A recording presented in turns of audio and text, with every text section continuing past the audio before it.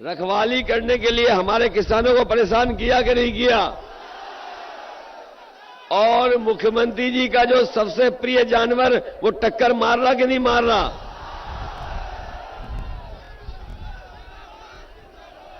इसलिए हम जहां किसानों की मदद करना चाहते हैं, जहां नौजवानों का भविष्य बेहतर बने, और हम अपने नौजवानों को कह के जा रहे हैं कि पिछले 3 साल से फौज में भर्ती नहीं हुई है।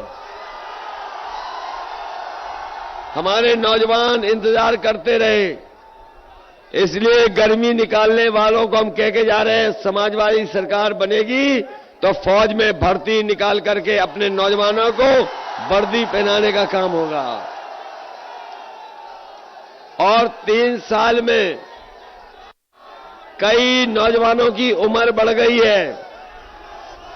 अगर हमें आयु सीमा को बढ़ाने के लिए भी लड़ना पड़ेगा दिल्ली की सरकार से, तो समाजवादी पार्टी लड़ेगी और आयु सीमा में भी छूट दिलाने का काम करेंगे। न केवल फौज में बल्कि पुलिस में भी भर्ती निकालने का काम समाजवादी सरकार में होगा। समाजवादियों ने तय किया है अपनी माताओं बहनों की मदद के लिए कि समाजवादी सरकार बनेगी तो गरीब परिवार की माताएं बहनों को 1500 रुपया महीना और साल का 18,000 रुपए पेंशन देने का काम करेंगे। ये राशन को लेकर के बड़ा चिल्ला रहे बीजेपी के लोग, और अब तो प्रचार अखबारों में देना भी बंद कर दिया।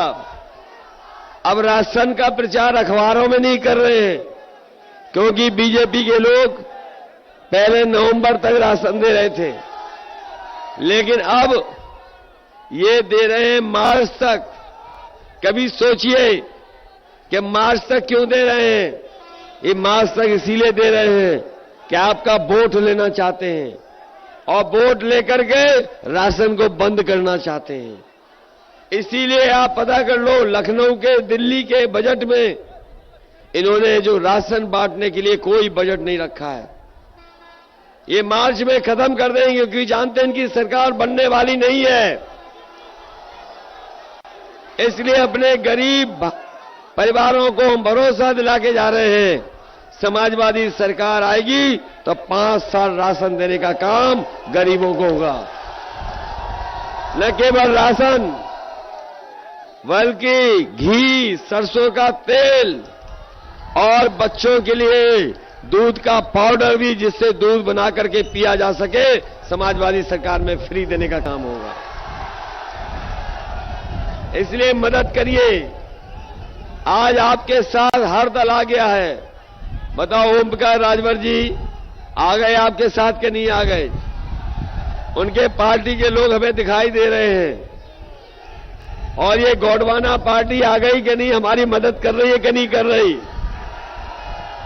ये हमारे गोंडवाना पार्टी के लोग खड़े हैं और बैठे हैं। मैं तो जानता हूं, जब से बीजेपी ने पीला रंग देख लिया वो ढीले पड़ गए हैं। बताओ, ढीले पड़ गए कि नहीं पड़ गए? संजय चौहान जी भी आ गए, चौहान पार्टी भी आ गई। इसलिए हम आपको भरोसा देना चाहते हैं, हम आप लोगों को भी स्थान भी देंगे और सरकार बनेगी तो सम्मान भी देने का काम समाजवादी लोग करेंगे। इन्हीं शब्दों के साथ मैं आपका धन्यवाद देता हूं और आभार भी प्रकट करता हूं। मैं आभार भी प्रकट करता हूं। और आज अगर अपनी पार्टी के अहमद हसन साहब होते तो वो भी हम लोगों के लिए आपसे मदद मांगने आते। लेकिन हमें दुख है कि इस चुनाव में वो हमारा साथ नहीं दे पा रहे हैं, वो हमारे बीच नहीं है। लेकिन आप में से बहुत सारे लोग जानते हैं और हमने तो बहुत करीब से देखा है, जैसे वो नेताजी के साथ रहे वैसे ही उन्होंने समाजवादी पार्टी को बढ़ाने के लिए हमारा साथ दिया। शायद ही इतना ईमानदार और लॉयल नेता और जो पार्टी फैसला ले ले उसके साथ खड़े होने वाला नेता मैंने कभी राजनीति में नहीं देखा जैसा हमारे आदरणीय अहमद साहब थे। हम याद करते हैं उन्हें और उनके सहयोगी साथियों से कहेंगे कि आपके नेता ने बहुत पार्टी की मदद की है। जब कभी भी पार्टी को जरूरत थी उन्होंने अपने समाज को जगा करके हम लोगों के साथ खड़ा कर दिया।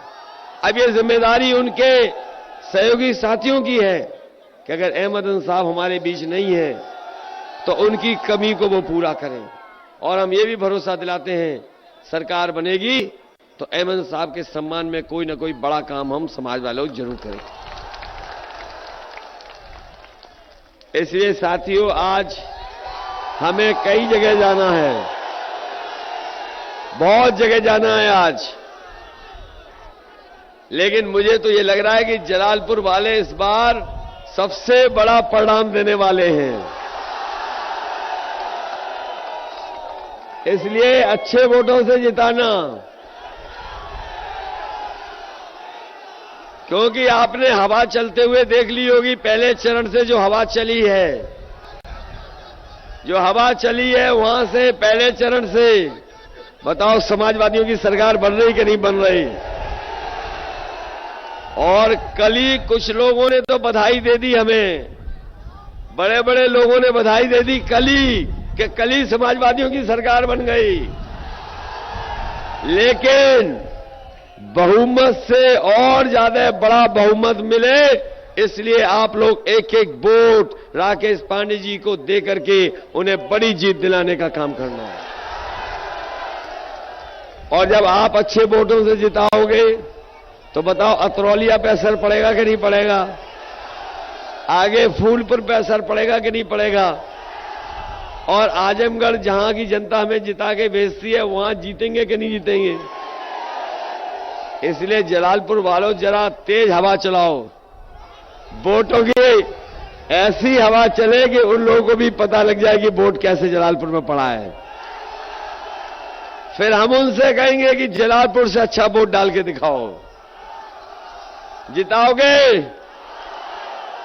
मैं एक बार आप सबका बहुत बहुत धन्यवाद देता हूं और इस उम्मीद और भरोसे के साथ कि आने वाले समय में समाजवादी सरकार होगी और हमारे ये विकलांग भाई हम इनकी भी मदद करेंगे।